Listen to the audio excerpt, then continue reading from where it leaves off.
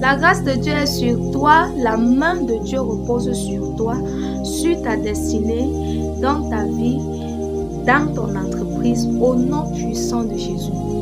Abordons le step 2 de notre sujet sur le dépouillement. Bien-aimés, vous savez, beaucoup de foyers souffrent. Beaucoup de personnes ont eu à divorcer à cause de quelqu'un ou de quelqu'une qui a mal interprété le sujet du dépouillement. Dans ceci, je vais m'adresser aux femmes.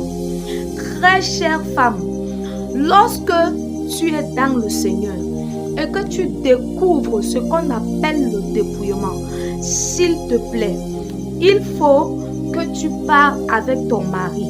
Ne t'engage pas dans le dépouillement sans avoir parlé à ton époux.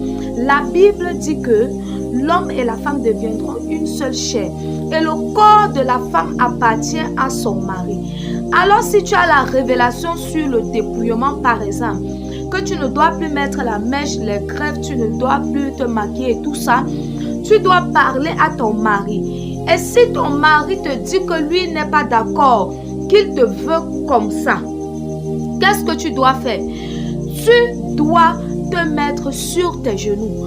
Tu pries pour que Dieu qui s'est révélé à toi, Dieu qui t'a permis de découvrir cette vérité-là, doit aussi communiquer ce message à ton mari. Bien-aimé dans le Seigneur, quand tu désobéis déjà à ton mari, parce que ton mari te dit que non, moi je ne veux pas, parce qu'il n'a pas encore compris. Toi tu dis que à cause de toi, je ne peux pas, je veux faire ce que Dieu m'a dit, patati patata, je t'assure que tu es en train de mal faire. L'homme est le chef de la femme. Ça veut dire que s'il y a quelque chose que ton homme n'est pas d'accord avec, tu dois prier le Seigneur pour que le Seigneur parle à ton mari, pour qu'il accepte d'abord. Parce que si tu es en train comme ça, ton mari te voyait comme ça, il t'aimait comme ça, et que tu es venu, tu as découvert la vérité, il faut que tu parles à cet homme. Et s'il n'est pas d'accord, tu te mets en prière. Dieu va toucher son cœur. Dieu va se révéler à toi et à lui, autant pour moi. Dieu va se révéler à lui. Et tu vas voir que ça sera facile pour toi.